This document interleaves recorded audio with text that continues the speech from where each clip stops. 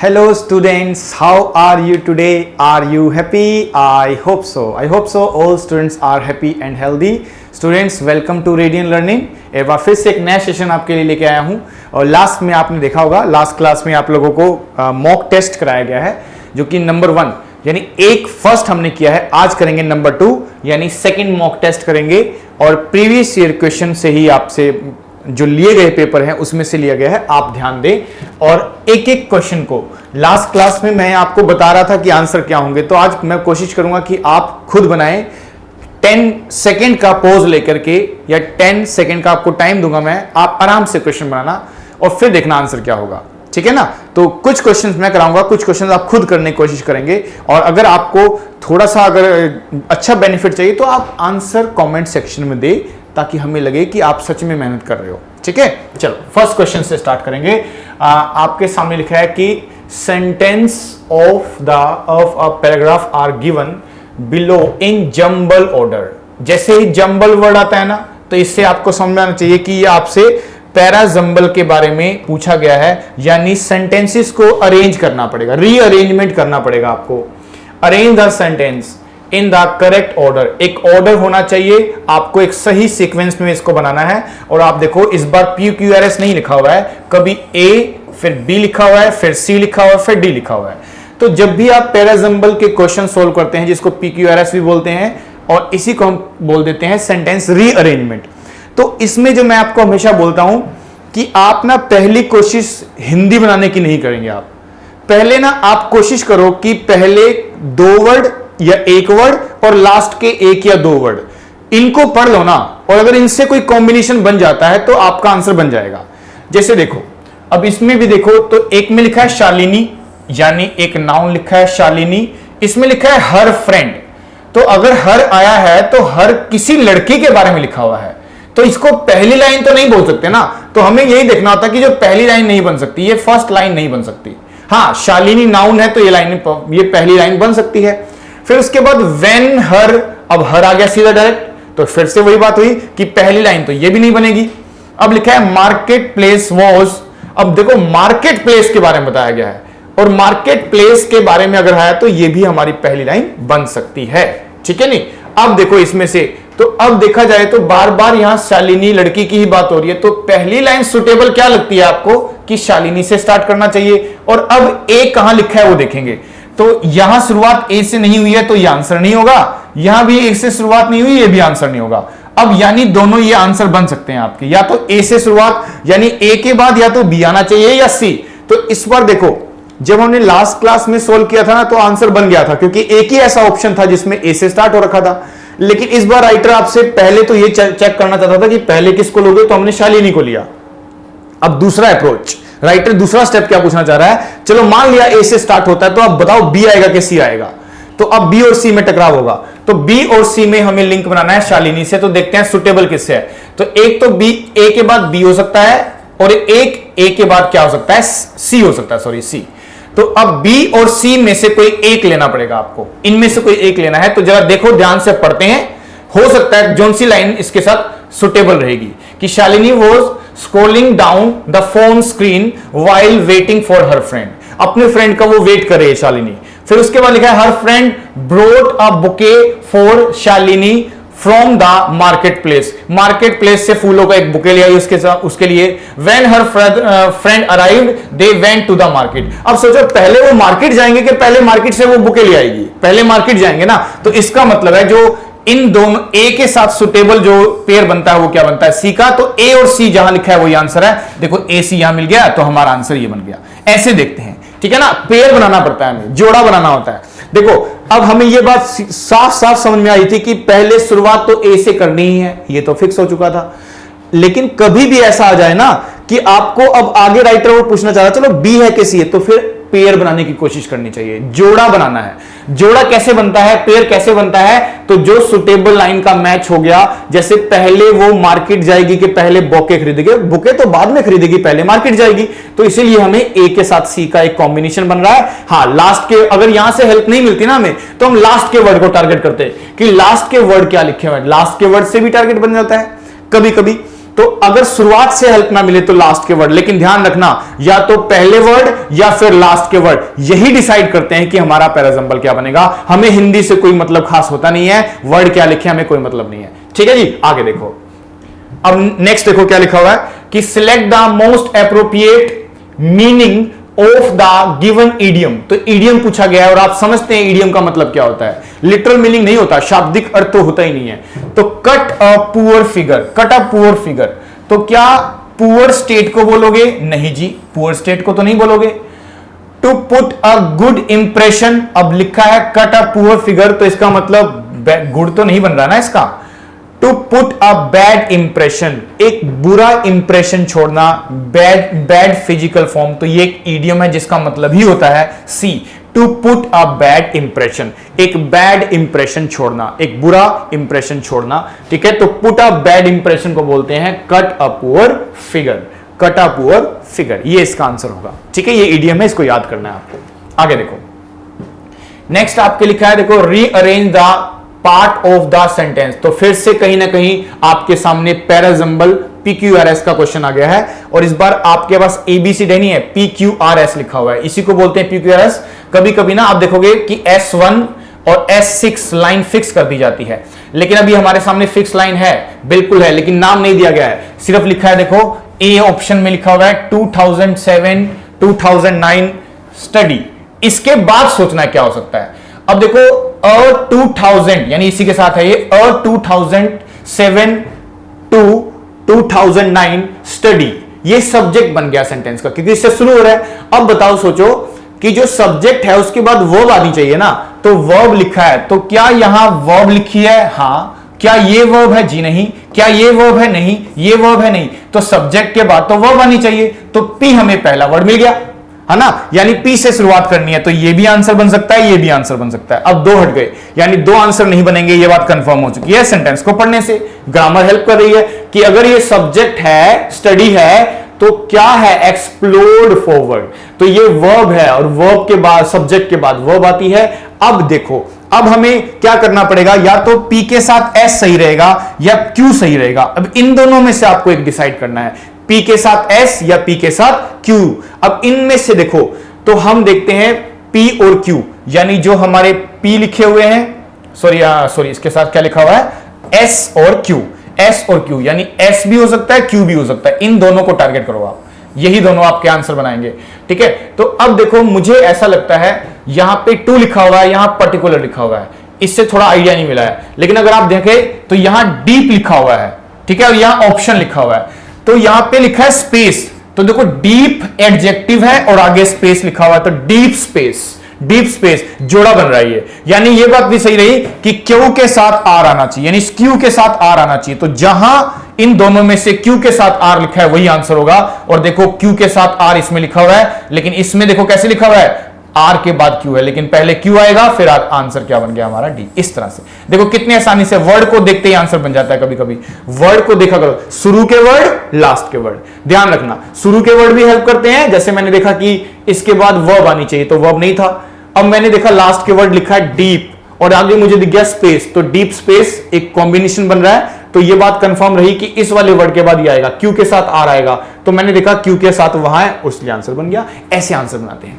ठीक है, यानी ट्रिक से बनते हैं, यानी ये ट्रिक धीरे धीरे डेवलप हो जाती है। अगर आप बार बार प्रैक्टिस करोगे कुछ क्वेश्चन, मान के चलो अगर आपने 25 से 30 क्वेश्चन लगा लिए ना, 25 से 30 क्वेश्चन, तो डेफिनेटली आपके अंदर खुद ही सेंस डेवलप हो जाएगी कि ये तो एक तरह की आर्ट है, ये एक टिप्स ट्रिक्स इनके थ्रू आप सीखा जा सकता है। ठीक है ना, ये चीजें फॉलो करनी है आपको। चलो आगे देखो, आगे देखो, अभी लिखा है select the correct passive form.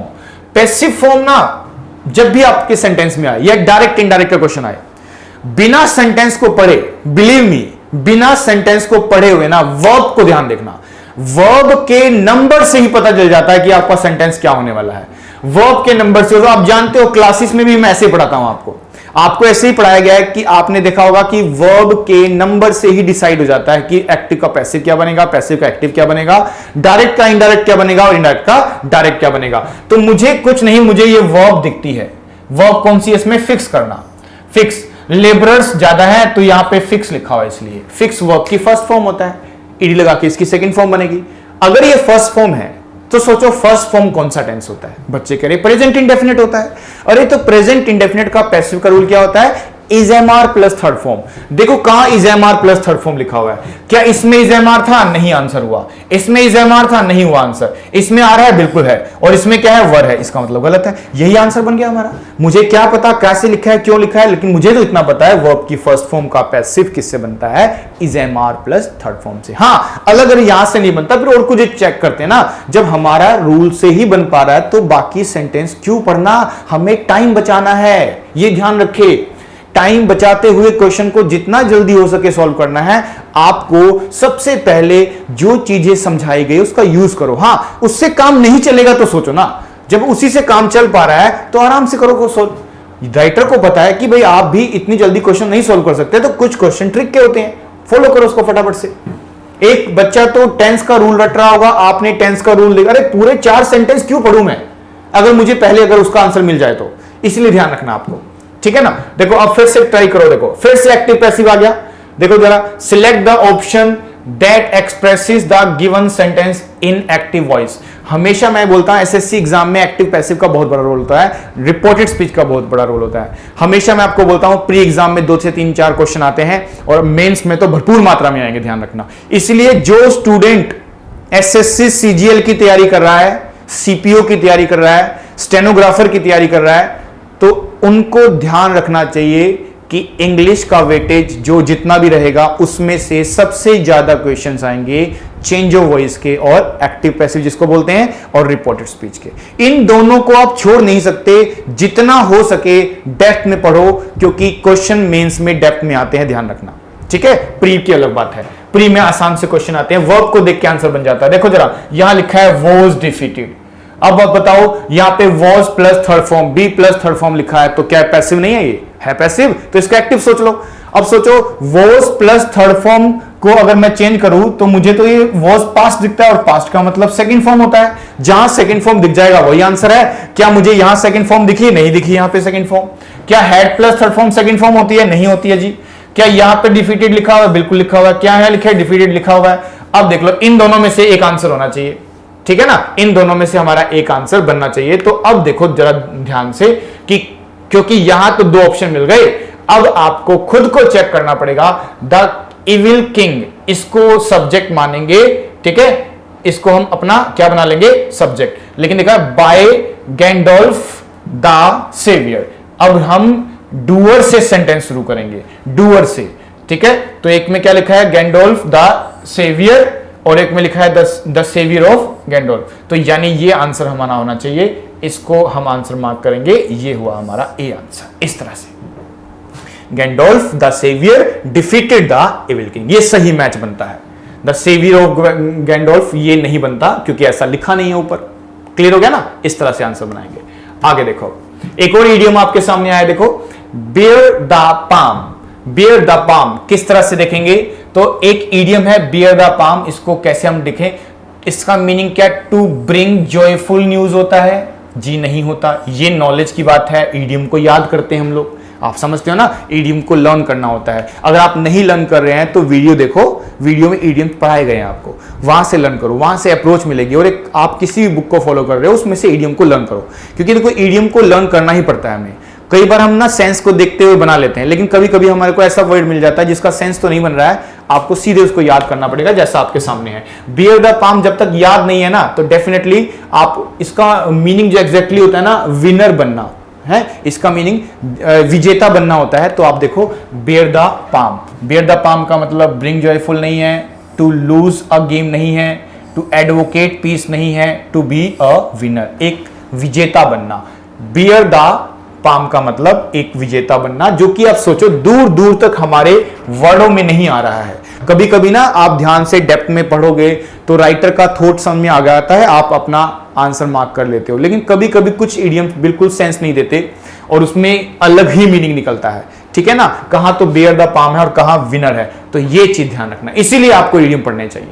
Clear हो गया? चलो आगे देखो, आगे देखो, आगे जो हमारे सामने क्वेश्चन है, देखो किस रूप में है। आपको दिया गया है एक क्वेश्चन, उसमें ब्लैंक है, यहां पे इस जगह पे ब्लैंक है, इसको फिल करना है और आंसर बताना है। सोचो जरा क्या आंसर हो सकता है। आपके सामने क्वेश्चन है, थोड़ा सा टाइम ले सकते हो आप, 10 सेकेंड का मैं पढ़ देता हूं तब तक आपके लिए, आप इतना आंसर सोचो। Every person should know their own, कि हर पर्सन को क्या पता होना चाहिए, on dash what their skill set in and how unique they are.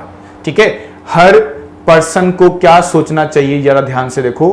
तो मुझे लगता है हर पर्सन के अंदर कोई स्पेशलिटीज होती है, कुछ क्वालिटीज होती है, तो इसीलिए उसको ही, उस स्किल को ही देखना चाहिए और उसके बारे में सोचना चाहिए हाउ यूनिक दे आर, कि वो दूसरों से अलग कैसे है। तो स्पेशलिटीज होगा इसका आंसर, लॉजिक का आंसर बन रहा है, स्पेशलिटीज होगा इसका आंसर। आप ध्यान से पढ़ के देखो तो आपको लगेगा कि हाँ इसका आंसर क्या होना चाहिए, स्पेशलिटीज होना चाहिए।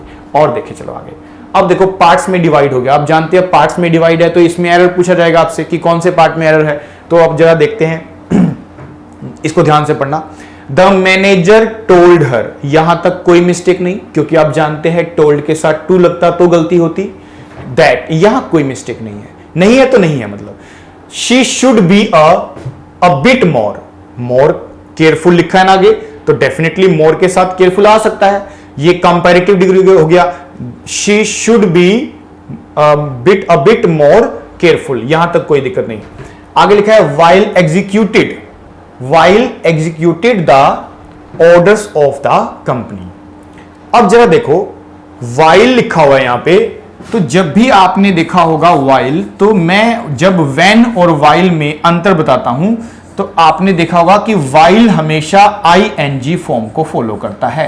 किसको फॉलो करता है? ing को। जैसे अगर आपने प्रेपोजिशन के बाद, याद रखना प्रेपोजिशन के बाद अगर आपको वर्ब चाहिए तो वो हमेशा ing फॉर्म में होती है। ऐसे ही while के साथ जब कोई फॉर्म आती है वो भी ing में होती है। ये नॉन फाइनाइट वर्ब का रूल होता है, जब एक सेंटेंस में एक से ज्यादा वर्ब आती है। तो while टू प्ले होता है, while played होता है, कि while playing होता है। सोचो आप बच्चे बोलोगे while playing, तो यहां भी तो वही है, एग्जीक्यूट नहीं होगा, एग्जीक्यूटिंग होगा, ing आएगा, यानी यहां पर आपको क्या लगाना पड़ेगा? ing। इसीलिए तो एरर कौन से पार्ट में है? इसमें, यानी एग्जीक्यूटेड नहीं एग्जीक्यूटिंग होना चाहिए, तो एरर आपका किस में बन जाएगा? डी में बनेगा। याद रखना आफ्टर प्ले होगा कि प्लेइंग होगा? प्रेपोजिशन आफ्टर प्लेइंग आएगा। ऐसे while play, while to play, while played, while playing होगा। यानी हमेशा while और प्रेपोजिशन, कोई भी प्रेपोजिशन हो, इतनी सारी प्रेपोजिशन है, इन है, एट है, टू है, फ्रॉम है, जहां प्रेपोजिशन आ गया ना, ध्यान रखना जहां जहां प्रेपोजिशन आएगा वहां ing आएगी, अगर वर्ब लिखी है तो। ऐसे ही while के बाद भी ing आता है जब भी लिखा हो, तो देखो while के साथ ing आ गया। ठीक है जी, इस तरह से। ओके, फिर से आप एक पूछा गया आपसे, वन वर्ड पूछा गया है, वन वर्ड, तो ध्यान से पढ़ना है इसको। क्या लिखा है? अलाउड, अपील और डिमांड। भाई जो लाउड, जोर जोर से अपील की जाती है, शोर मचा करके अपील की जाती है, डिमांड की जाती है, उसको हम क्या बोलते हैं? ठीक है, तो क्या उसको प्रोटेस्ट बोलते हैं? ठीक है, प्रोटेस्ट का मतलब हर तरह, एक तरह से आंदोलन करना हो गया। ठीक है, और एक हमारा लिखा है एंटर्ज। एंटर्ज का मतलब होता है घेरा डाल देना, कुछ घेरा वगैरह डाल देना, ये भी नहीं होगा। ठीक है, और एक लिखा है क्लेमर। क्लेमर लिखा हुआ है, क्लेमर। अच्छा, क्लेमर का मतलब ही क्या होता है? नॉइज से होता है, आवाज से, शोर शराबे से होता है। ठीक है, तो इसका मतलब, इसका आंसर क्या हुआ? सी, क्लेमर। क्लेमर को बोलते हैं अलाउड, अपील और डिमांड। तेजी से शोर कर करके जब हम प्रोटेस्ट करते हैं ना, तो उस डिमांड को शोर से की गई, चीखने चिल्लाने की आवाज, तो क्लेमर का मतलब ही नॉइस, आवाज से होता है। ये इसका सही एप्रोप्रिएट वन वर्ड सब्स्टिट्यूशन बनेगा। ठीक है जी, आगे देखो। आगे फिर से आप ये देखो, स्पेलिंग चेंज। अब देखो स्पेलिंग का जब क्वेश्चन आता है या तो बिल्कुल इलॉजिकल होगा, कोई लॉजिक नहीं बनेगा, लेकिन कभी कभी ग्रामर हेल्प करती है, जैसे सफिक्स हेल्प करते हैं, प्रीफिक्स हेल्प करते हैं स्पेलिंग को समझने में। तो आपने देखा होगा ना, कुछ वर्डों के एंड में हम सली लगाते हैं। ठीक है, सली, इस तरह से। अब देखो ये तो मैच नहीं हो रहा है, क्योंकि यहां पे ही अलग अलग स्पेलिंग लिखी हुई है, एक यहां लिखी हुई है अलग, क्योंकि हमें देखना है कि अलग अलग कहां लिखा हुआ है। तो ये वर्ड सेम है लेकिन इनकी स्पेलिंग बदल रही है, और किसी की स्पेलिंग नहीं बदल रही है, सिर्फ इन्हीं की बदल रही है। तो सली ये तो नहीं होता है, ये गलत हो जाएगा, ये भी गलत हो जाएगा। अब इन दोनों में टकराव हो गया। क्यों जी? क्योंकि इसमें भी क्या लिखा हुआ है? सेम, CALLY, और इसमें भी, और ये एडवर्ब बन रहा है आपका। ठीक है, LY वाले वर्ड एडवर्ब होते थे ना, तो एडवर्ब बन रहा है। अब इसमें देखो हिस्ट्री, यहां पे लिखा है हिस्टेरिकली, और इसमें भी लिखा है हिस्टीरिकली। ये थोड़ा सा अलग लग रहा है पढ़ने में। हिस्टेरिकली होता है, तो हिस्टेरिकल से बनता है, हिस्टेरिकल से बनता है हिस्टेरिकली। तो ये गलत स्पेलिंग है, ये सही स्पेलिंग है, यानी इसमें डबल ई नहीं सिंगल ई आना चाहिए। तो इसका आंसर क्या होगा? डी। डी डी की जो स्पेलिंग है ना, क्योंकि हमें बताना है कि sentence that contain no spelling error, जिसमें स्पेलिंग एरर है ही नहीं, वो बताना था। तो सही स्पेलिंग क्या है? हिस्टेरिकली होगा। यहां पे ये टीयर है, टेरी होना चाहिए, हिस्टेरिकली होना चाहिए। देखो ये दोनों तो होंगे नहीं, क्योंकि आप समझ पा रहे हो कि इनमें कली नहीं लिखा हुआ है। जनरली हम इस तरह के एडवर्ब बनाने में कली यूज करते हैं। तो आप इसमें दोनों में से एक चूज करोगे, तो ये टीयर है और ये टरी है, तो क्या होना चाहिए? हिस्टेरिकली। हिस्टेरिकल से बनता है हिस्टेरिकली, ठीक है ना, इस तरह से। ओके, नेक्स्ट देखो, फिर से आप एक क्वेश्चन है इनडायरेक्ट स्पीच में। अब डायरेक्ट से इनडायरेक्ट बनाना होता है कभी कभी हमें। अब देखो ये डायरेक्ट सेंटेंस लिखा हुआ है, इनवर्टेड कॉमास में क्लोज भी है और लेट से शुरू हुआ है, तो आप जानते होंगे लेट वाले स्ट्रक्चर्स को हम सजेशन मान के चलते हैं। तो शुड आना चाहिए, शुड आना चाहिए। तो शुड तो सब में लिखा हुआ है जी, यहां से तो कोई हेल्प नहीं मिली। अच्छा, सेड का सेड नहीं होगा, ये बात कंफर्म है। सेड का सेड कंफर्म है। अच्छा, प्रपोज लगा सकते हैं, प्रपोज के साथ हम प्रीपोजिशन टू लगाते थे, पर वो तब लगाते थे जब लिसनर हो। लिसनर नहीं है तो यहां तक कोई दिक्कत नहीं आई, दैट भी आ गया जी। अब इसमें ही है और इसमें दे है। अरे अस सिंगुलर होता है कि प्लूरल बताना? बच्चे कहे सर प्लूरल, और प्लूरल है तो प्लूरल आना चाहिए ना, तो दे शुड वेट फॉर, ये आंसर हो जाएगा, है ना। देखो दोनों में सेम है, ऐसा नहीं कि दोनों में, यहां दे शुड, यहां ही शुड, लेकिन अस का मतलब तो हम सब लोग है ना, हम सब की बात करोगे तो सिंगुलर कैसे हो सकता है भाई? प्लूरल होना चाहिए, और प्लूरल में हो जाएगा they should wait for the award, ऐसे होना चाहिए, ठीक है ना। तो आराम से आंसर बन गया। दो चीजों ने हेल्प की। पहले तो सेड का सेड नहीं होता, क्योंकि आप जानते हैं ऐसे सेंटेंस को इंपेरेटिव बोलते हैं, और इंपेरेटिव सेंटेंस में सेड का सेड नहीं लिखा जाता, उसके लिए अलग वर्ड चाहिए होते हैं हमें। तो क्योंकि ये सजेशन का सेंस देता है, तो आप सजेस्टेड भी लिख सकते हो, प्रपोज भी लिख सकते हो। तो प्रपोज लिखा हुआ है इसके अंदर दोनों में, लेकिन दिक्कत आई आगे कि एक में दे शुड, एक में ही शुड। तो दे शुड क्यों होगा? क्योंकि ज्यादा की बात कर रहे हैं, इसीलिए। क्लियर? आगे देखो, हम्बल का मीनिंग बताना है आपको। एप्रोप्रिएट एंटोनिम, एंटोनिम का मतलब उल्टा मीनिंग, सिनोनिम नहीं है, एंटोनिम, उल्टा मीनिंग सोचना है, यानी जो हम्बल को मैच नहीं करता। हम्बल का मतलब क्या होता है? शांत स्वभाव वाला, हम्बल पर्सन बोलते हैं जिसको।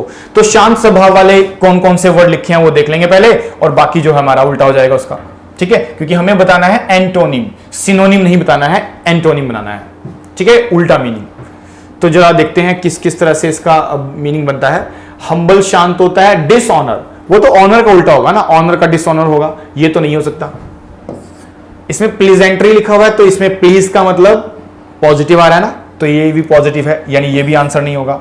मोडेस्ट का मतलब हम्बल तक हो सकता है, मोडेस्ट का मतलब गलत नहीं होता, इसीलिए ये भी आंसर नहीं हो सकता, क्योंकि वो तो सेम है। देखो ये दोनों तो सेम है, इसलिए आंसर नहीं होंगे। और ये इसका उल्टा नहीं है, क्योंकि ये हम्बल मतलब शांत है, और डिसऑनर का मतलब तो अलग हो गया ना बिल्कुल ही, ठीक है। लेकिन देखो इसमें लगा एरोगंट। अब एरोगंट जो लिखा हुआ है, तो एरोगंट का मतलब ही क्या होता है? एरोगंट का मतलब होता है घमंडी, ठीक है। एक तो शांत स्वभाव वाला और एक घमंडी स्वभाव वाला, उल्टा बोलने वाला, ठीक है, अपने आप को ही बड़ाई करने वाला। तो एरोगंट का मतलब हो गया ना, इसका उल्टा हो गया, तो ये आंसर बन जाएगा। एंटोनिम बताना है, सिनोनिम तो बताना ही नहीं है आपको। एरोगंट हो जाएगा इसका मीनिंग। क्लियर? आगे देखो, next word, during my Goa tour. अब मेरी गोवा की टूर के according I had visited, beaches में मैं गया, कौन कौन से? वास्को, बागा, वेगेटर, ये कुछ बीचेस के नाम लिखे हैं। वास्को है, बागा है और वेगेटर है। तो ये कुछ बीचेस में गया मैं। कब गया? ड्यूरिंग माई गोवा टूर, मेरा गोवा का जो टूर था तब गया। तो मैं तो पास्ट की बात कर रहा हूं ना, और पास्ट की बात करने के लिए आप वॉज प्लस थर्ड फॉर्म तो लगाओगे, ये तो पैसिव का रूल बनता है, एक्टिव से स्टार्ट कर रहे हो। हैड विजिटेड, हैव पास्ट की बात जब कर रहे हो तो भाई हैव तो आएगा नहीं, अब इन दोनों में टकराव है। आप समझो हैड प्लस थर्ड फॉर्म एक कॉमन टेंस नहीं है कि कहीं भी उठा के लगा दोगे। इसमें पास्ट की बात अगर लग रही है कि ड्यूरिंग माई गोवा टूर, इससे पता चलता है ना मैं अपनी गोवा की टूर की बात कर रहा हूं, पास्ट की बात कर रहा हूं। तो जब पास्ट आ ही गया तो सेकंड फॉर्म लगाओ ना, इसका आंसर क्या होगा? Second form. यस्टरडे लिखा हो तो क्या हैड प्लस थर्ड फॉर्म लगा दोगे? नहीं ना, ऐसे इसमें भी नहीं लगाएंगे, क्योंकि लिखा है during my Goa tour, past की बात कर रहे हो तो पास्ट इंडेफिनिट। पास्ट परफेक्ट तो तब होता है जब सेंटेंस डबल होता है, डबल डबल सेंटेंस होते हैं, उसके लिए ये ध्यान रखना। चलो जी आगे देखो, 14 नंबर पे देखो, द कंट्रीज रैपिड डैश, यहां ब्लैंक है, ठीक है। रैपिड देखो पहले क्या हो सकता है इसमें से? Idea, life, confidence, growth. Rapid growth होता ही है, मैच कर रहा है ना, रैपिड ग्रोथ। तो बिल्कुल कॉमन सेंस का क्वेश्चन है, आंसर बन गया, रैपिड ग्रोथ होगा। पढ़ लेना ध्यान से इसको, ओके। चलो नेक्स्ट देखो, नेक्स्ट में आपसे फिर क्या पूछा गया? देखो एंटोनिम, फिर से एंटोनिम। तो ये एंटोनिम पूछा गया है और एक सेंटेंस दिया गया है आपको, उस सेंटेंस के अकॉर्डिंग देखना आपको। एंटोनिम किसका बताना है आपको? लेबोरियस का बताना है। लेबोरियस का मतलब क्या होता है जी? लेबोरियस का मतलब होता है कि ज्यादा समय मेहनत करना, ठीक है। लेबोरियस वर्क हम कह सकते हैं, कठिन परिश्रम करना, लंबे समय के लिए काम करना, लेबोरियस। तो इसका देखना है आपको। तो although gardening is a laborious job, हालांकि एक कठिन जॉब है जिसमें काफी समय लगता है, लेबोरियस जॉब है, काफी समय कंज्यूम होता है उसमें, but it gives me boundless Joy. Boundless का मतलब ही ज्यादा से है, जिसका कोई सीमा ही नहीं है। बाउंडलेस, देखो लेबोरियस में भी ज्यादा समय है और बाउंडलेस में भी क्या है? समय ज्यादा पीक को दिखा रहा है, ठीक है, इस तरह से। फिर आगे लिखा है strenuous happiness and immense satisfaction and I like this facile activity.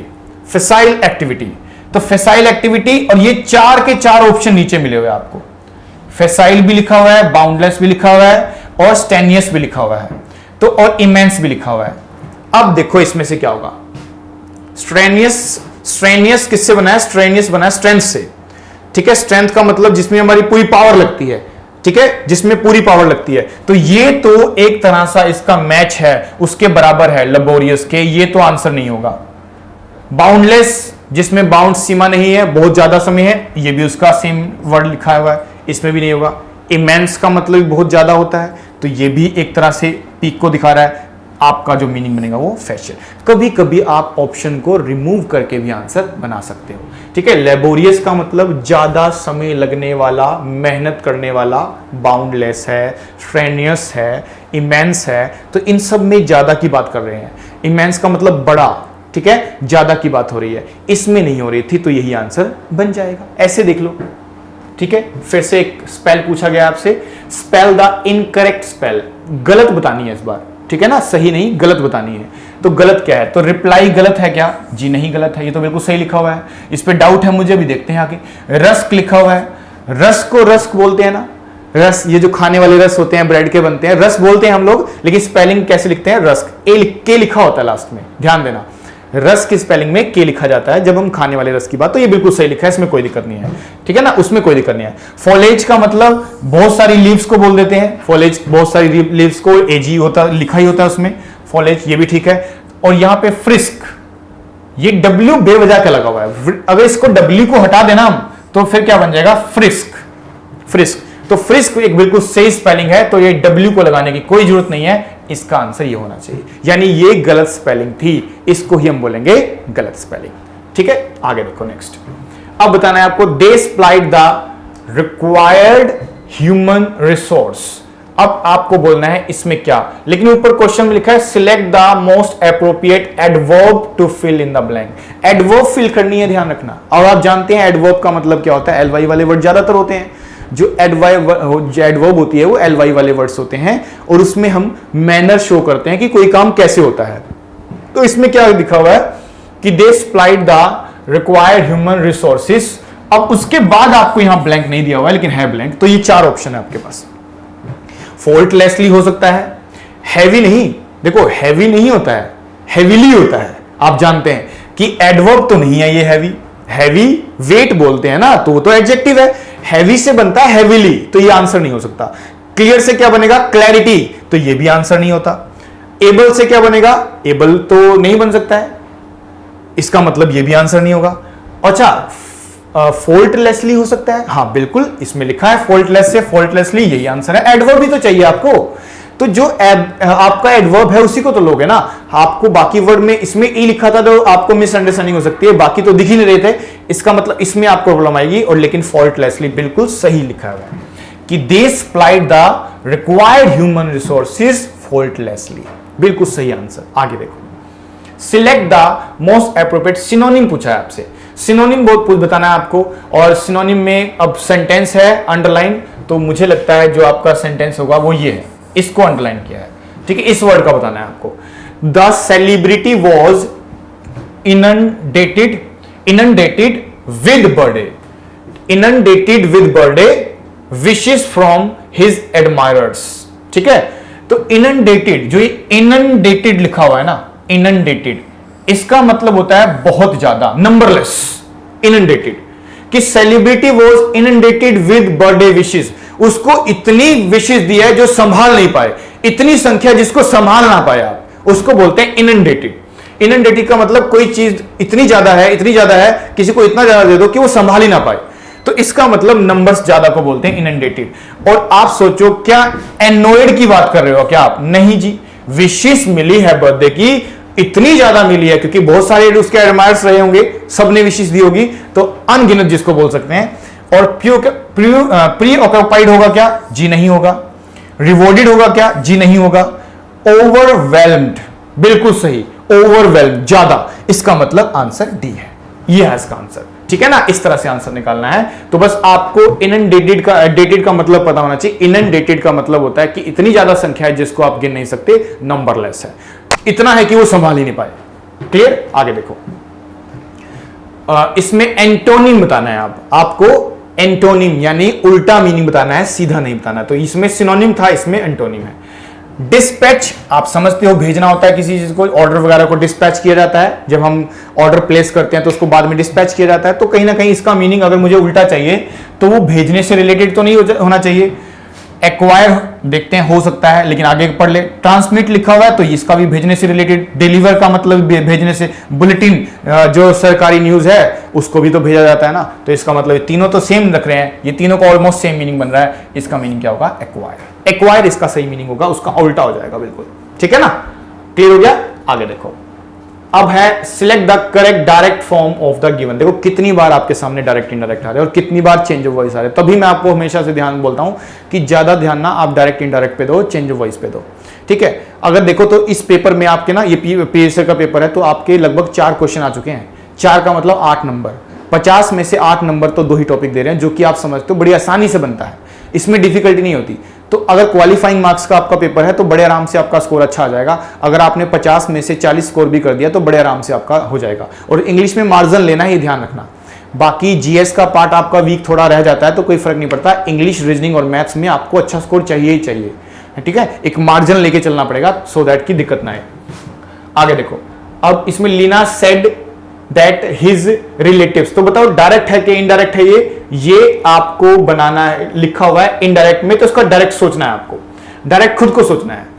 तो अब देखो जरा, लीना सेड माई रिलेटिव्स, लेकिन हम क्या करते हैं जब इनडायरेक्ट को डायरेक्ट बनाते तो रिवर्स रूल समझ जाते हैं। अगर ये वॉज वर है तो कहीं ना कहीं इसकी जगह पे इज एम आर रहा होगा। क्या रहा होगा? इज एम आर रहा होगा, क्योंकि वर वॉज वर पास्ट होता है, इज एम आर उसका प्रेजेंट होता है। तो हम इसके अकॉर्डिंग चलेंगे। तो जहां इज एम आर है वही आंसर होगा, बात कंफर्म है। पहले में नहीं लिखा मिला, नहीं हो सकता आंसर। दूसरे में हो सकता है आंसर, तीसरे में देखो नहीं हो सकता, और इसमें भी हो सकता। तो इसका मतलब 2 तो आपने ऑप्शन हटा। अरे आपको ना रिमूव करना है, एलिमिनेट करना है, ऑप्शन को ध्यान रखना। एलिमिनेट करो, रिमूव करो, आंसर को देखो, बाद में एक आंसर बन जाएगा आपका जरूर। 2 ऑप्शनों को एलिमिनेट कर सकते हो आप, 2 ऑप्शनों को रिमूव कर सकते हो आप चाहो तो। 2 जो है तो उसमें टकराव होगा। टकराव क्या होगा? बस थोड़ी कॉमन सेंस और लगानी पड़ेगी। अब देखो इसमें टुमारो लिखा हुआ है, इसमें भी टुमारो लिखा हुआ है, नहीं सॉरी इसमें, हाँ इसमें टुडे लिखा हुआ है और इसमें टुमारो लिखा हुआ है, लेकिन हमारे आंसर में लिखा है द नेक्स्ट डे। याद करो टुमारो को बदलते थे द नेक्स्ट डे में, है ना। तो हमें इसको अगर इसका रिवर्स चाहिए, इसका उल्टा रूल चाहिए, तो हमने इसको क्या देखा होगा? टुमारो को बदला होगा ना, तो टुमारो आंसर होना चाहिए। टुमारो का द नेक्स्ट डे होता है, टुडे का तो दैट डे होता है। ठीक है, तो इसका आंसर क्या होगा? डी। इसका आंसर डी, यानी इससे एडवर्ब से, याद है ना 5 स्टेप बोलता हूं मैं क्लास में, 5 स्टेप ध्यान रखने होते हैं। तो रूल से भी एक हेल्प रूल से मिली, लेकिन राइटर कहता है रूल तो चलो ठीक है, फिर से आपको फंसा दिया, कह रहा चलो एडवर्ब का चेंज बताओ क्या होगा। तो आपको पता होना चाहिए द नेक्स्ट डे का क्या होता है जी? टुमारो। टुमारो ये आंसर होगा। ठीक है ना। चलिए, काफी टाइम लग गया हमें। अब देखो मैं 20 क्वेश्चन आपको सॉल्व करा चुका हूं, अब 5 क्वेश्चन आप खुद सॉल्व करेंगे और कमेंट सेक्शन में डालेंगे और पता चलेगा इससे तुम कितना पढ़ रहे हो। ध्यान रखना कमेंट सेक्शन में ये एक क्लोज टेस्ट है, आराम से पढ़ो इसको, स्क्रीनशॉट ले सकते हो आप इसका। नंबर्स बीच में लिखे हुए हैं, जहां नंबर्स लिखे हैं वही आपका क्या है? एक तरह का ब्लैंक है, वही ब्लैंक है आपका। जहां नंबर्स लिखे हुए हैं ये ब्लैंक्स हैं आपके, और आप अब सोच के बताना आंसर क्या करोगे। स्क्रीनशॉट लो, आप ध्यान से इसको पढ़ो, टाइम लो और इसके आंसर मुझे बताना, मैं वेट करूंगा और मैं आपको बताऊंगा आंसर ठीक है कि नहीं। ये पहले का ऑप्शन हो गया, ठीक है, इसको ध्यान से पढ़ लो। ये आपका फिर दोबारा से एक बार पैसेज आया है। अब ये दूसरे का आपका मिल गया, सेकंड क्वेश्चन का। आप इसको पॉज करके देख सकते हो, आंसर देना है आपको बाद में। फिर नंबर 3 का आ गया, ये क्वेश्चन है 3 नंबर के, आपको फिल करना है नंबर 3 के ब्लैंक में क्या होगा इनमें से। फिर नंबर 4 का आ गया आपका, इन 4 में से सेंस देखना है कि ज्यादा सुटेबल किसका सेंस बन रहा है, और इस तरह से 5 आ गया, ये 5 हो गया आपका, ये 5वां नंबर है आपका। ठीक है, आई होप आपने स्क्रीनशॉट ले लिया होगा। तो इस तरह से चलना है आपको, क्लियर हो गया। तो ये था आपका आज का सेशन। मुझे लगता है कि आपने 20 क्वेश्चन बड़े सॉल्व किए होंगे, और आप बताया करो आपका स्कोर कितना आ रहा है। तो देखो आपने देखा ना कि चेंज ऑफ वॉइस का, डायरेक्ट इनडायरेक्ट का काफी रोल है सेंटेंस में। ठीक है, बाकी ग्रामर आप पढ़ ही रहे हो, और कुछ वर्ड्स याद करो, इडियम्स याद करो, तो बड़े ध्यान से करोगे, सिलेबस आराम से हो जाता है आपका।